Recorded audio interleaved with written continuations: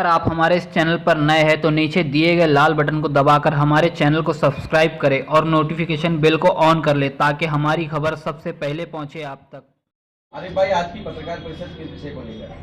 अभी कुछ ईद के पहले एक मामला आया था और मेरे ऊपर इल्ज़ाम लगाया गया था। मेरे साथी नगर सेवक को साथ में लेके बैठाया गया था। उससे कुछ उसको मालूमात ज़्यादा है ही नहीं, तो उससे कुछ गलत मालूमात दी गई थी कि वो जो मेरे वार्ड में एक पानी की लाइन का काम चालू हुआ है, उनका बोलना था कि वो उनकी वजह से हुआ। तो इसके लिए मैंने प्रेस कॉन्फ्रेंस किया और ताकि आवाम को, वैसे मेरे वार्ड के लोगों को सबको पता है कि वो काम कौन करवा रहा है, लेकिन इन 1.5 सालों में समाजवादी पार्टी जब से जीत के आई है उनका यही मामला है कि काम कुछ करने का नहीं, हर जगह जाके काम की फ़ोटो खिंचाने का और व्हाट्सएप में लोगों को बेवकूफ़ बनाने का।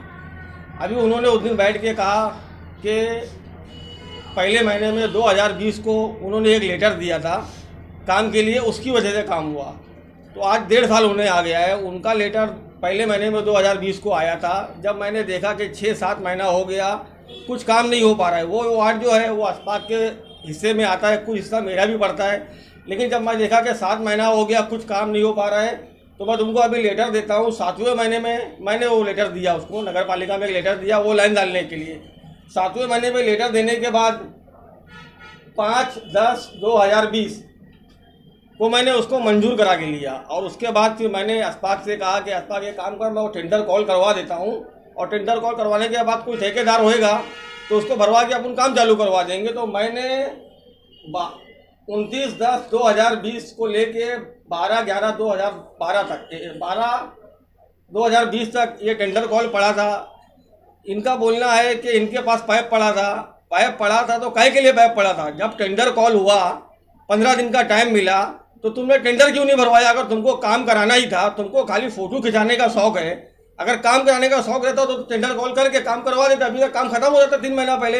लेकिन जब इन्होंने नहीं कराया, 1 महीना और चला गया, उसके बाद मैंने अस्पाक को फिर बोला कि अस्पाक कोई ठेकेदार मिला कि नहीं तेरे को काम करने के लिए? तो उसने बोला कि नहीं मिला। तो फिर मैंने एक ठेकेदार से बात करी और उससे बहुत रिक्वेस्ट करी। अभी बीच में तुम देखे होंगे उसकी क्लिप भी चली थी, उसने बाकायदा बोला कि आरिफ भाई ये काम मैं सिर्फ तुम्हारी वजह से कर रहा हूँ, मैं तुमको अभी क्लिप भी दे दूँगा।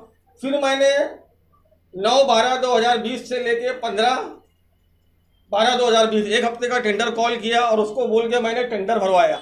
उसके बाद शासन की मंजूरी इसको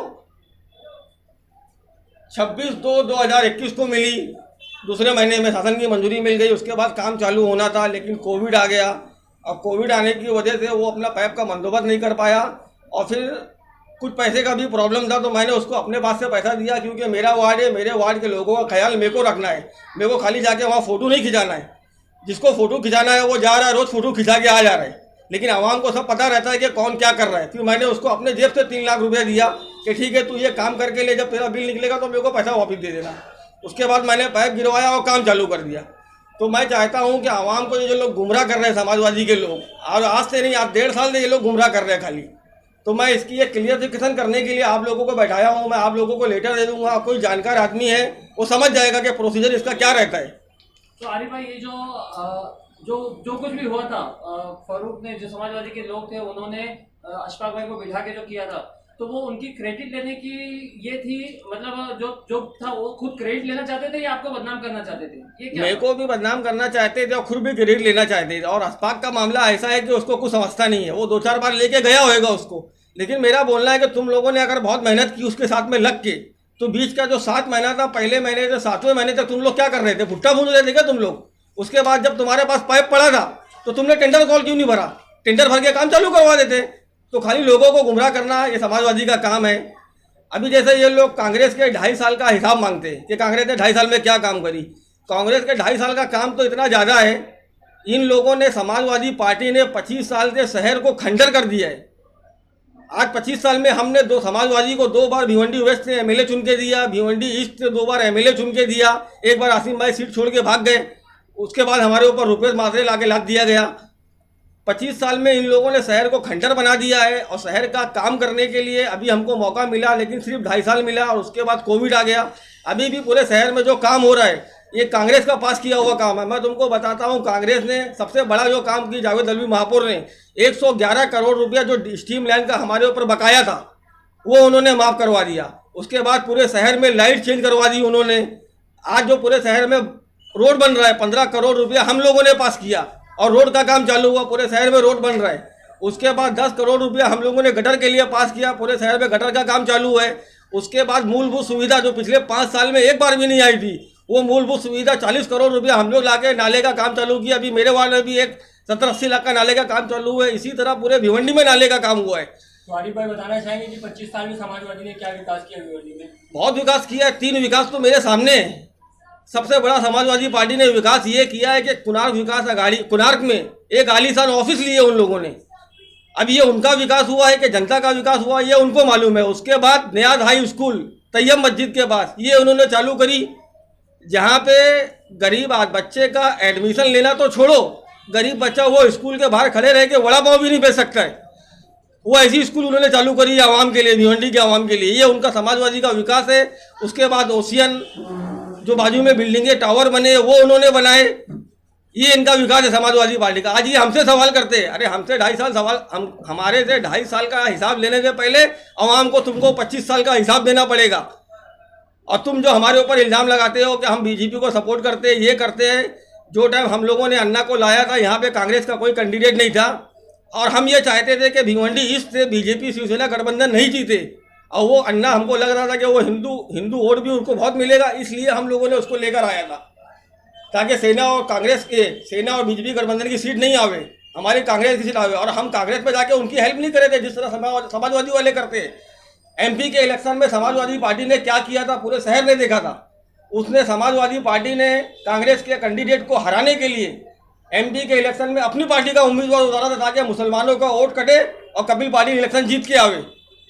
और उसके बाद अभी समाजवादी में कुछ लोग ऐसे हैं जो विलास को गाली देते हैं, बीजेपी को गाली देते हैं, लेकिन इनकी असलियत तुम देखने जाओगे तो समाजवादी के बहुत से लोग कुनार्क विकास अघाड़ी बीजेपी गठबंधन से इलेक्शन लड़ चुके हैं और हार चुके, और आज ये कौम की बात करते हैं।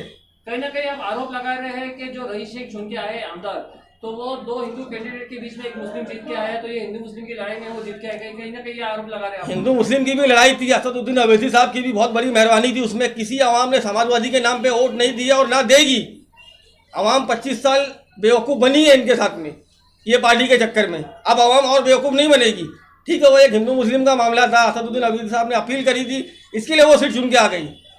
अभी आपने बोला है कि जो अशफाक कॉर्पोरेटर है उनको कुछ समझ में नहीं आता है, मालूमात नहीं है ज़्यादा उनको, नगर पालिका के बारे में, प्रोसीजर के बारे में, कैसे काम होता है, क्या होता है, उसको तो मालूमात नहीं है। उसको बैठा के गुमराह किया गया। ये 4 साल उन्होंने जो हमारे जो विकास के लिए जो काम करना था जो वार्ड में, उनको कुछ नहीं किया उन्होंने। उनका जो भी गाइडलाइन थी वो आपने किया। बहुत मेहनत किया मैंने उसके लिए, और उसके बाद काम उसने भी बहुत किया है वार्ड में, लेकिन उसको इतना समझता नहीं है। वो उसको मेहनत दौड़ना बहुत ज़्यादा पड़ता है, इसके लिए मैं सपोर्ट भी करता था उसका। हर बार मेरा कुछ काम रहता था वो भी सपोर्ट करता था। हम लोग मिलजुल के वार्ड में काम करना चाहते थे। तो इसके लिए आप अपने वार्ड के लोगों को क्या बोलेंगे कि अगली बार मेरे वार्ड के लोगों को चुन के लाए? मेरे वार्ड के लोगों को सब पता है कौन काम कर रहा है, कौन फोटो खिंचा रहा है। पब्लिक है, सब जानती है।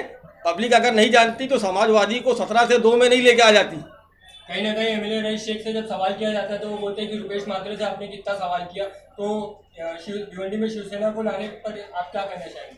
भिवंडी में जो शिवसेना आई है समाजवादी की देन है। अगर अबू आसिम आदमी साहब समाजवादी की सीट छोड़ के नहीं गई होते तो रुपेश मात्रे हमारे ऊपर नहीं लादा गया होता। और मैं तुमको बड़े नेता की एक अच्छी चीज़ बताता हूँ कि तुम कितने भी बड़े नेता है जो मुंबई में जाके असेंबली में बैठते, तुम उनका रिकॉर्ड उठा के देख लो, वो अपने गांव से अपने एरिया को डेवलप करते हैं, वहीं से लड़ते हैं। 5 साल वो जाते नहीं लेकिन विकास करते। उनको अपना एरिया प्यारा होता है, लेकिन आसिम भाई को अपना एरिया प्यारा नहीं था।